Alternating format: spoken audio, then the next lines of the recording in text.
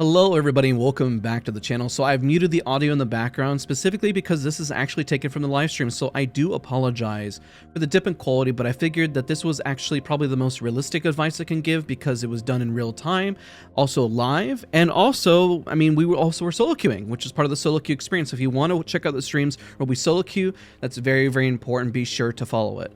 So this is going to be your 4K damage guide. We're going to break down this gameplay, but first let's get into the very fast tips.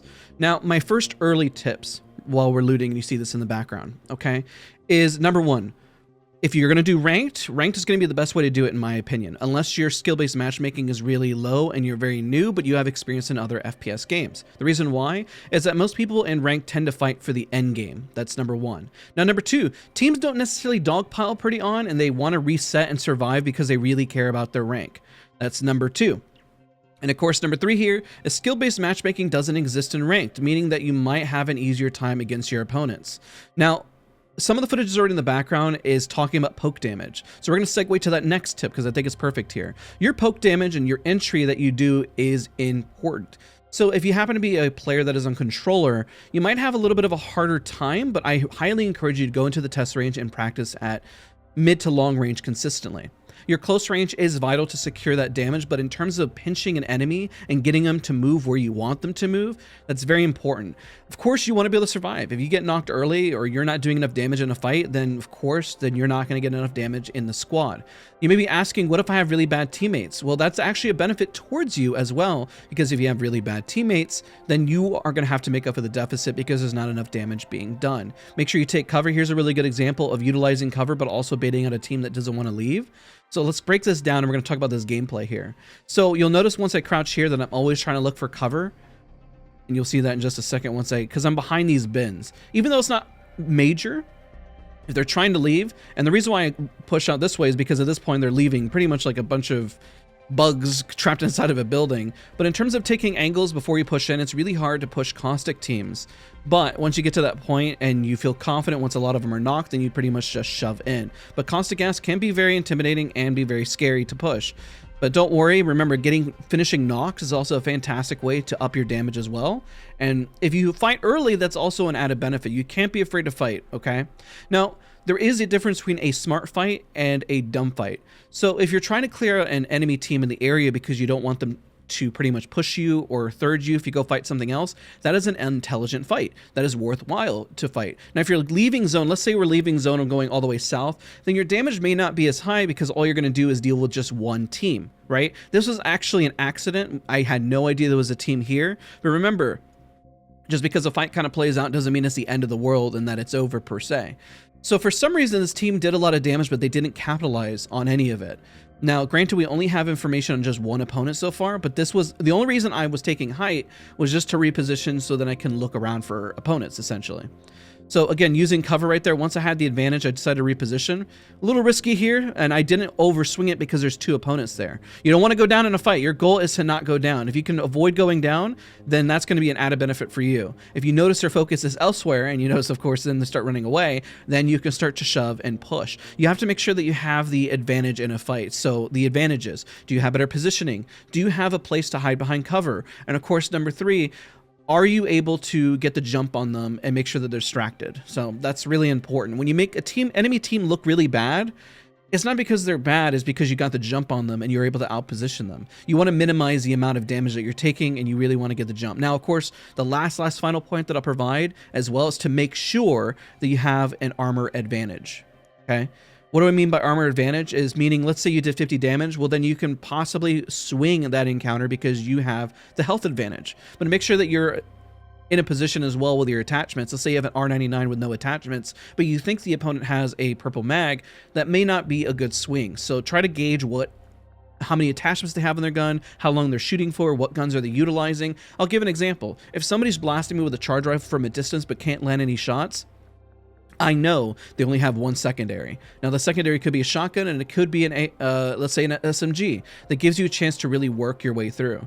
To get 4,000 damage, it's really important to be a master of all ranges. You can't just be great at close range and you can't just be great at long range. You have to be well-rounded to get some damage in. It would be ideal when you work your way into a squad like you saw earlier. I did damage at range, and of course once I get up close and personal that I also did damage. Remember, again, don't worry if you don't get a whole lot of damage early on. A lot of people want to stay alive and survive to the very end of the round, and they're going to reset. If they reset, that means they healed. It means that you get more damage in, right? That's very important. So let's say we do some damage here and then we work our way in. Even if you miss a shots, okay, now they're pressured and they're scared. The whole point of like when you're doing range pressure, if you get a knock, it could take some time to get to that spot, but you know exactly where they're at. And that's when you start working the map and start working the room to ensure that you can capitalize on that damage. 4,000 damage, I understand, is always your goal, but if you're just doing damage organically, 4,000 damage just happens. I can't tell you how many times this season, last season, that I've gotten so many knocks and pressure at range, and yes, they're going to res, but you know exactly where they're at. This is an example. Now I'm healing just to make sure I'm not overextending without my teammates, but of course they're going to be stuck in one spot. The pressure is done. They are scared. You are winning.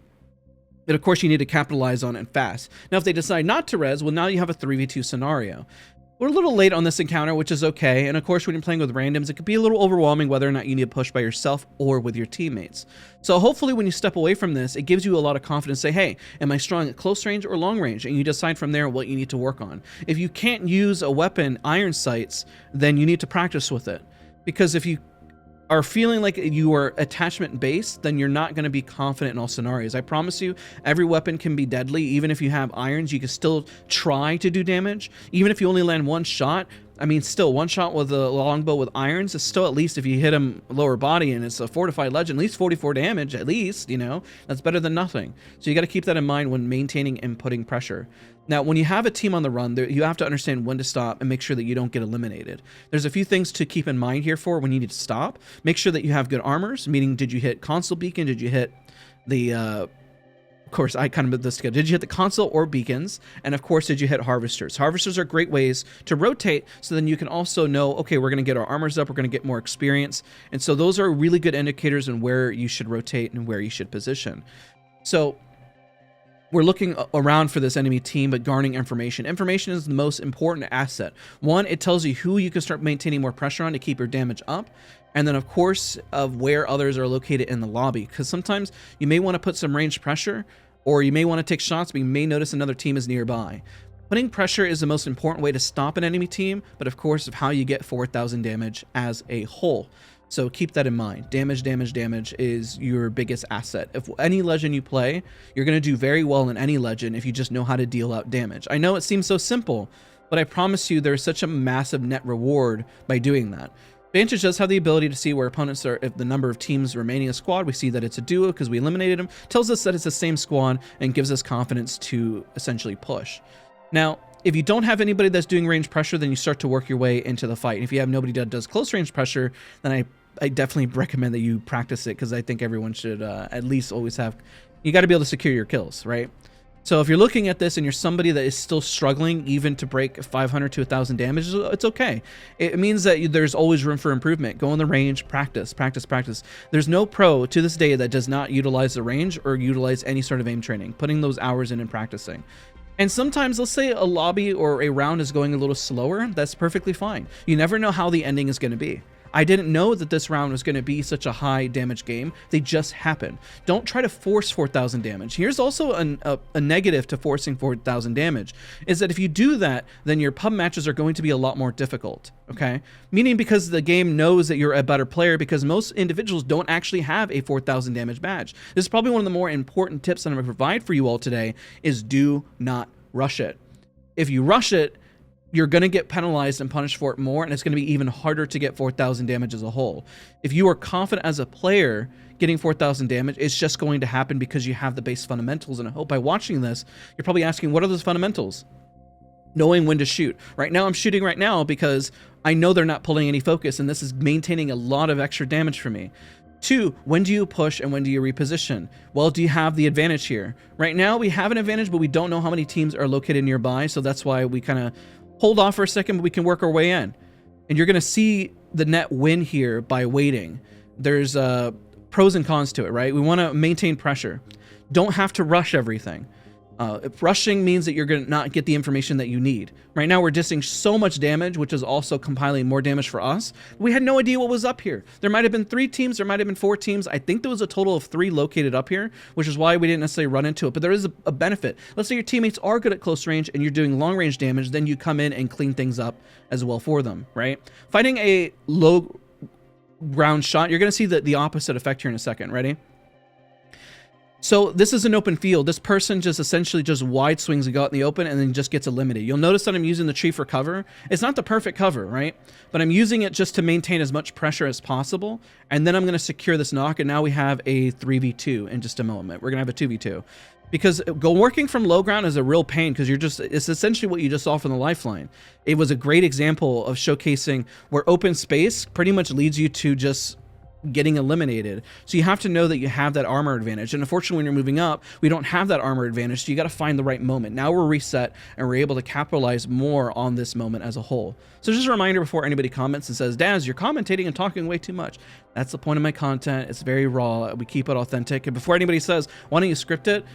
Because we know what we're talking about, and it's like I'm hanging out with you and my best friend, and we're talking about how you get better at the game. That's the whole point of the channel. I've seen some of those comments, and they kind of shock me.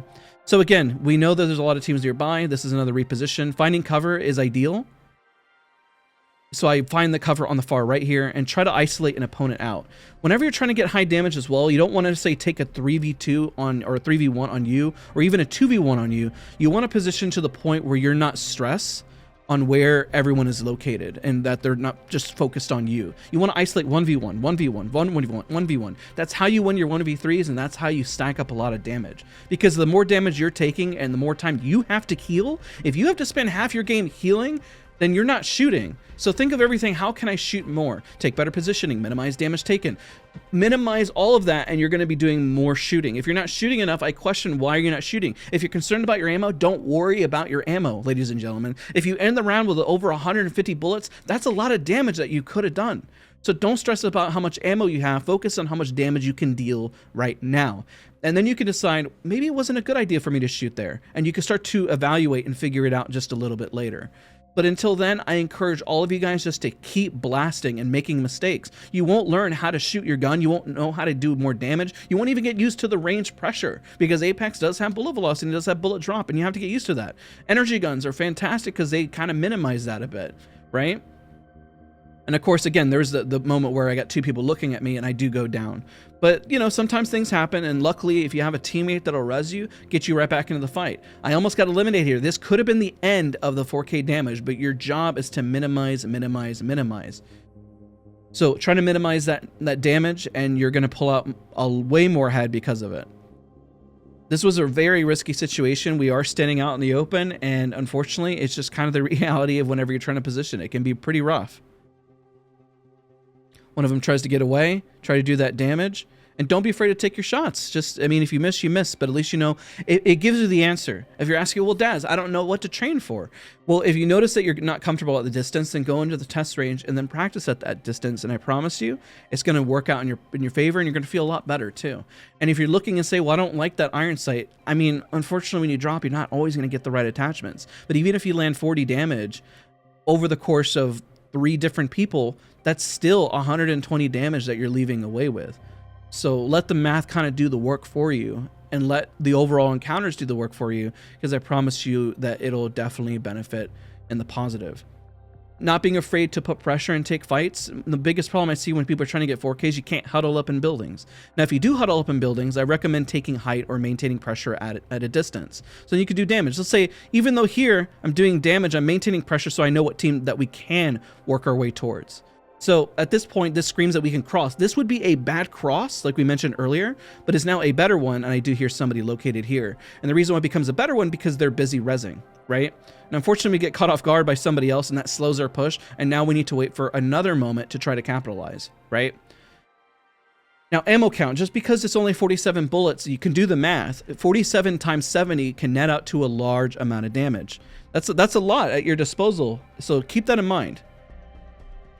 We're going to do a little bit of that math real quick, and keep that in mind of how much your damage potential could be.